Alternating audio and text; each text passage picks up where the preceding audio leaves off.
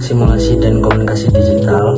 Hari ini kami mau membahas materi tentang jenis-jenis akun dalam akuntansi. Perkenalan dulu, saya Bevander Malbari dengan nomor NIM belakang 021 yang akan menjelaskan bagian pertama, yaitu pengantar akuntansi, akun aset, dan akun kewajiban. Lalu nanti ada Nikita yang akan membahas akun ekuitas dan akun pendapatan. Lalu yang terakhir nanti ada Salma yang akan menjelaskan akun beban, keuntungan, dan kerugian, serta akun penghasilan komprehensif lainnya. Baik, langsung saja kita mulai. Akuntansi itu pada dasarnya adalah cara mencatat dan mengatur transaksi keuangan supaya kita tahu posisi keuangan perusahaan. Dengan akuntansi, kita bisa tahu dari mana uang masuk, dipakai buat apa, dan berapa kekayaan perusahaan sebenarnya. Nah, di akuntansi ini ada rumus dasar yang penting banget. Rumusnya kayak gini: aset sama dengan kewajiban ditambah ekuitas. Artinya, semua yang dimiliki perusahaan atau aset asalnya dari dua hal, yaitu dari utang atau dari modal pemilik perusahaan. Contohnya, kalau perusahaan punya mobil operasional, mobil itu bisa dibeli dari pinjaman ataupun dari uang sendiri. Jadi intinya, setiap aset itu selalu punya sumbernya. Lalu selanjutnya akun aset. Nah, sekarang kita masuk ke bagian pertama, yaitu aset. Aset adalah semua hal yang dimiliki perusahaan dan bisa memberikan manfaat di masa depan. Contohnya ada kas atau uang tunai, piutang dari pelanggan, persediaan barang, peralatan kantor, bahkan gedung dan kendaraan. Nah, aset ini dibagi dua jenis. Yang pertama yaitu aset lancar. Aset lancar ini suatu aset yang bisa cepat bisa jadi uang, seperti kas, piutang, atau persediaan barang. Lalu yang kedua itu aset tidak lancar, yaitu aset yang dipakai dalam jangka panjang seperti tanah, gedung, peralatan. Kalau aset bertambah berarti perusahaan makin kaya. Dari dalam pencatatan, setiap kali aset bertambah, nilainya dicatat di sisi debit. Lalu selanjutnya yaitu akun kewajiban. Nah, kewajiban itu bahasa gampangnya adalah utang perusahaan. Nah, kewajiban berarti semua hal yang harus dibayar perusahaan di masa depan. Contohnya ada utang dagang, utang gaji, utang pajak, lalu utang bank, dan pendapatan yang diterima di muka. Nah, kewajiban juga dibagi menjadi dua. Yang pertama yaitu kewajiban lancar yang harus dibayar dalam waktu 1 tahun, seperti utang dagang dan utang gaji. Yang kedua yaitu kewajiban jangka panjang yang masa bayarnya lebih dari setahun, misalnya pinjaman bank atau obligasi. Kalau kewajiban bertambah, artinya perusahaan punya tanggungan baru. Kalau kewajiban berkurang, berarti sebagian besar utangnya sudah dibayar. Contoh sederhananya, perusahaan membeli perlengkapan secara kredit sebesar 2 juta rupiah. Berarti aset perusahaan bertambah. Tetapi karena belum dibayar, kewajiban juga bertambah.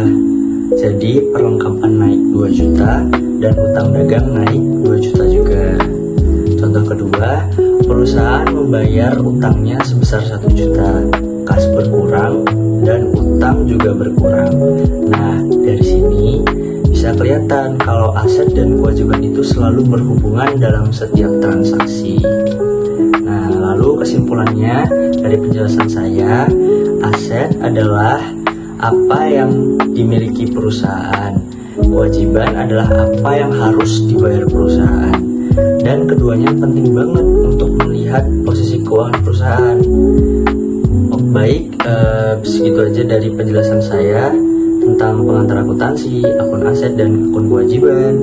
Selanjutnya akan dilanjutkan oleh Mbak Nikita.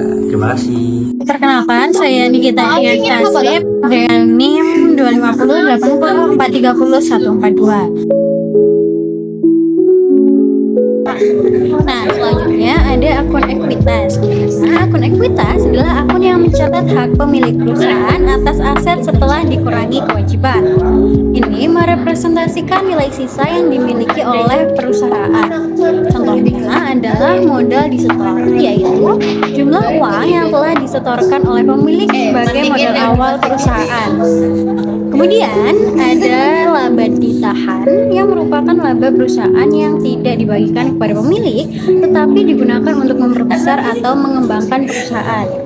Selain itu, ada juga akun dividen yang diumumkan, yaitu dividen yang sudah diumumkan tetapi belum dibayarkan kepada pemegang saham lainnya. Selanjutnya ada akun pendapatan, di mana akun pendapatan adalah akun yang mencatat semua pemasukan yang diterima perusahaan dari kegiatan operasionalnya seperti penjualan barang atau jasa. Pendapatan ini sangat penting karena menjadi indikator utama dalam menilai kinerja perusahaan. Contohnya adalah pendapatan penjualan, yaitu pemasukan dari hasil penjualan produk atau jasa perusahaan. Lalu ada juga pendapatan bunga yang berasal dari bunga bank atau investasi lain yang dimiliki oleh perusahaan. Selain itu, pendapatan sewa adalah penghasilan yang diterima perusahaan dari menyewakan properti atau asetnya kepada pihak lain. Jadi, akun ekuitas adalah akun yang menunjukkan sumber dana dari pemilik dan laba yang tersimpan, sedangkan akun pendapatan merupakan seluruh pemasukan yang diperoleh perusahaan dari kegiatan utama operasionalnya. Perkenalkan, nama saya Salma Julfatul Ajemi dengan NIM 25084304141.